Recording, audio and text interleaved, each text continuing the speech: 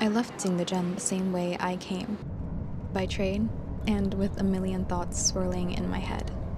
When I first arrived in the porcelain capital of the world those 30 days ago, I knew nothing about pottery. I was unformed and full of potential, like a lump of clay. So that begs the question. After 30 days learning pottery, did I take shape the way I'd hoped? In other words, am I a master of pottery? But before I answer that question, I am going to take a well-deserved break.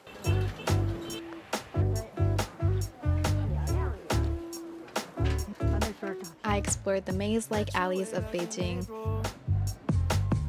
and treated myself to lots of really good food. Oh, what have I done? Hi, your eyes are so pretty. I also tried some more new things, like doing my makeup in the car and attending a fashion show for the first time.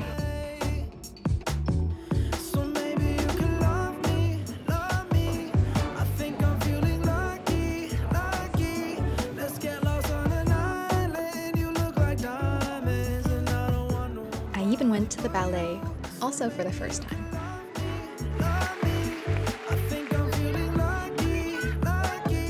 And I waited. Waited until, weeks later, I got a package at my front door.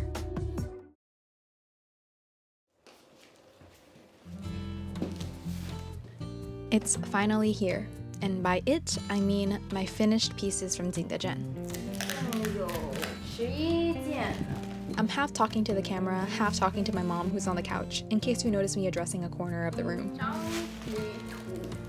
The last time I saw these pieces, they looked something like this. They were glazed but unfired, only suggestions of how they'd look in the end. And as much as I've convinced myself that I'll be happy with however these turn out, I can feel my heart beating out of my chest as I lay eyes on my first piece. Here it is. It's a shallow pot with a basic straight-sided shape, save for a slightly flared lip that gives it a bit of personality. I used a metallic brown glaze to give it its bronzy finish. It's not perfect. There's some little spots. 怕有流动性就没有喷很厚，其实可以再多喷一点。That's okay. 放盐，就是那样。In my mind, this piece is a success, but I don't linger and hurry to the next unwrapping. 哦，这是我的小杯子，不是最，这形状不是最正的。But that's to be expected, considering this is actually the very first piece I made from start to finish. In my own words, might as well fire it. I did a gradient, so the bottom is supposed to be like matcha green. The top was supposed to be purple, but it turned out like this. Still cute. Watching my reaction here, it's sorely obvious I'm a little disappointed, but choosing to stay positive. 也是一个小杯子。OK， 这个也有问题，稍微裂了。注烧完我就看见有个小裂痕，第二次烧就更明显了，用不了，你看，裂。Oh well. It's up to this next one to lift my spirits. 这是我的波浪杯。I hope this one turned out good. 哦，啊，我做的 ，YY 也看得见。Isn't it funny how obvious it is I've perked up? 啊，好可爱！这个我可能每天都要用。这是红色的，哦，也可以呀。This dust on it. This red is really pretty, but it's a little muted. There's what looks like a small nick on the side. That's because I used practice clay, which has a lot of impurities like the occasional wood chip, to make these, and that's alright. Beauty. 我知道我有3个花瓶，哦，挺好的，圆圆的，鼓鼓的。I'm proud of this one because 设计成有这样子的 What's this? Indentation? How do you say that? I don't know. Anyway, yeah. I know what this one is. I actually didn't make a bowl. Towards the end of my class, and my friend, she donated me one. So this is actually her bowl. How interesting. I didn't know that this was a sandpaper-y bowl, so actually it's gonna be a nightmare to eat out of. The glaze was also a donation, and I'd used it despite not knowing how it'd look, so that one's on me. I use this to file my nails. Wow. Wait, this is quite nice. It's actually quite even. Oh, pretty. but maybe I spoke too soon. This one cracked as well. But I don't know if it cracked to the very bottom. Wait, I can still use this. It's not showing any light at all. It can still hold water, and I can still use it. This vase was one of my best throws and a collaboration with my teacher, Tan Lao Shi, so I'm glad it survived the kiln even if not unscathed. It's a little bit upsetting, but oh well. The purpose of this class was really not to create finished products anyway. So the fact that I created all of these, that's already good enough for me. Or it should be good enough for me. I'm not entirely sure what I expected going into this unboxing, but it seems I secretly hope to be wowed by my own pieces. And despite my efforts to see the good in each one, right now their flaws stand out more. Or there's something going on. It's got one pretty side and one ugly side. I don't know what that is stuck on there. All this dimpling, but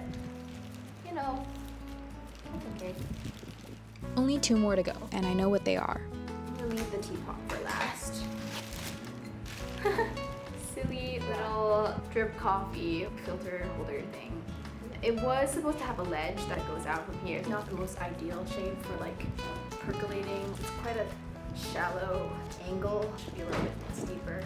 This was just something I kind of made up on the spot. And honestly, it wouldn't be too harsh to say that this was a waste of clay to fire. The last item of the lot. It's my teapot. My imperfect teapot with one major design flaw, which, as you all know already, is that the top of the spout is not level with the body. But here she is. Okay, there's some major cracking going on here. I don't know if this even works. Teapots are tricky, and I've already given up on the idea of mine functioning properly. Yeah, this teapot is definitely just going on the shelf. I don't think I'll be really using it. There's just no way. The cracking is mostly happening, at every place that I've joined. I wouldn't say that any of this joining is done very well. Okay, I see light. Let's just see if it can pour. Another stupid thing about this teapot. I forgot to put a hole on the lid, so you can't actually pour anything with the lid on because it's airtight. The lid on pour goes about as well as expected. It doesn't. So silly. Okay, ready? Wow. Mom, can you clap? Thanks, Mom. Good enough. I think good enough is the theme of today. Everything together. I gave all my pieces a quick rinse and called it a night. Breakfast today, I'm making Korean street toast. It's the next morning. I'll take you through the making of my breakfast, but we'll be talking pottery.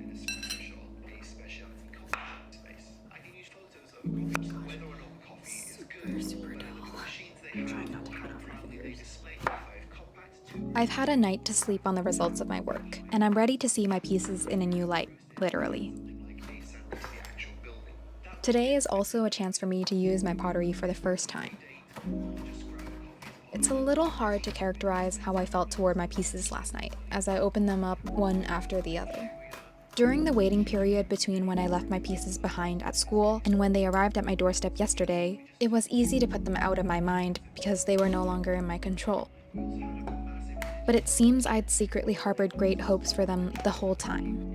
When you work so hard, I guess it's even harder not to have those expectations. And so, I wasn't happy with a lot of my pieces. Some of them had cracked, on others the glaze had crawled, hadn't matured the way I wanted, or looked otherwise lackluster. I was also unhappy with some of the choices I'd made. Why hadn't I picked prettier glazes, maybe a blue or a more cohesive palette? Why hadn't I thrown different shapes, designed more interesting or useful pots? Porcelain shrinks a lot during firing, and my pieces had looked so tiny and unremarkable in my hands. White bread, the cabbage mixture, white sugar, and salted butter. But disappointment wasn't all I felt. When I took a step back, I felt strangely satisfied, even happy with the outcomes of my work. And it clicked that while I was disappointed in many of my pieces, I wasn't all that disappointed in myself. So, to answer the question posed in the title of this video, after 30 days learning pottery, day in and day out, am I a master of pottery?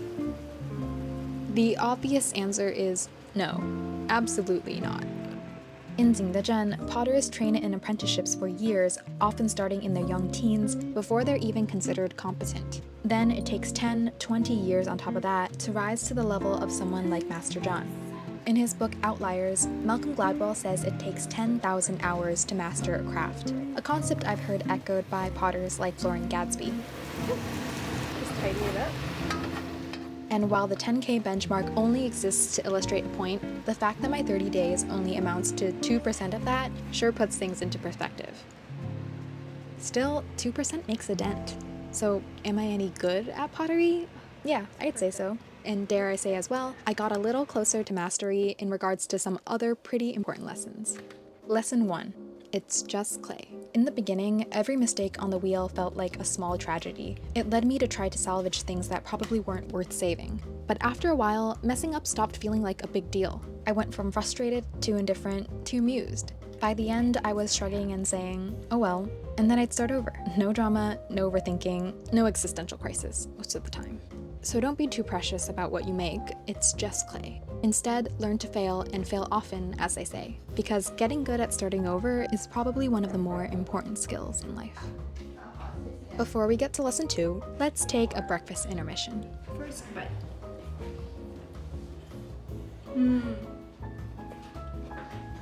I'll enjoy the rest of this on the balcony, in the sun.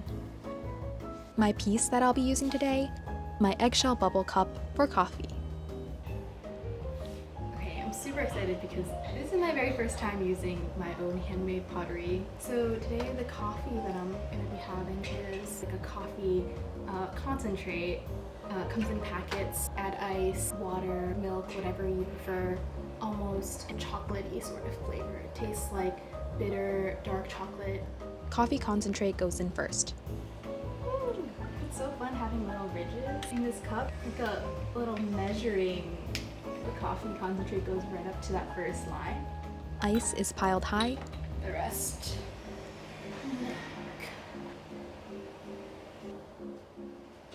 Give it a little stir and breakfast is ready. Lesson 2. Making things is cool. There's something so absurdly cool about looking at something and thinking, I made that. Like 10 out of 10 satisfaction. The way it feels and the way that the ice cubes clink and bump against the glass. It's just music to my ears. Also, the coffee's really good. Sure, making a cup means I might never take my morning coffee for granted again. But more than that, creating something with my own hands was empowering. The perfect level of sweetness and that little bit of sugar. It's really good. It's the same kind of satisfaction you get from cooking a delicious meal, or fixing your own bike, or writing in your journal. Instead of just observing, consuming, or appreciating, I generated something real and beautiful. And it was hard, but because it was hard, I built my confidence with every piece I made, a confidence that'll carry into everything I do. Lesson 3. Learn to learn better. A week or two into my throwing lessons was when I began to plateau. Suddenly, it wasn't enough just to watch the teachers more intently, ask better questions, and try harder. That night, when I went back to my apartment, I opened up my camera and watched myself throw for the first time. Only then did I see my mistakes clearly and improve the next day. Learning to learn better means stepping outside yourself, finding new strategies to break through. It's also tricky because it means knowing when it might be time to switch up your approach and when you just gotta keep pushing. When I look at my pieces, I can recall how each and every one came into existence. All the processes, the things done right, and the things that could have been done better. They, too, will become a part of my learning better. Now I'm actually glad my pieces turned out the way they did, and not like the pots of my dreams. That wouldn't have been an accurate representation of what being a potter is really like. Besides, I don't know what my dream pots are yet. That's for me to figure out. And I guess that brings me to a fourth and final lesson. Take the leap. At the start of this all, I was 24, had just quit my job, and had no clear idea of the future. Flying across the world and sticking my head into the mud with essentially no prior pottery experience wasn't exactly the safest, most obvious option of what to do next. But it was what I had the opportunity to do, and what I wanted to do, badly enough that I had to try. And it worked, in the sense that I loved it. I'd done something others would go on to tell me it was brave or risky, but really, I'd just gone looking for a purpose in a place I thought I'd be likely to find one. Not that much has changed on paper since the start of all this. I mean, I'm 25 now, but I'm still out of a 9-to-5 and have no clear idea of the future. And it'd be too neat and tidy to say that 30 days learning pottery gave me a purpose or any answers.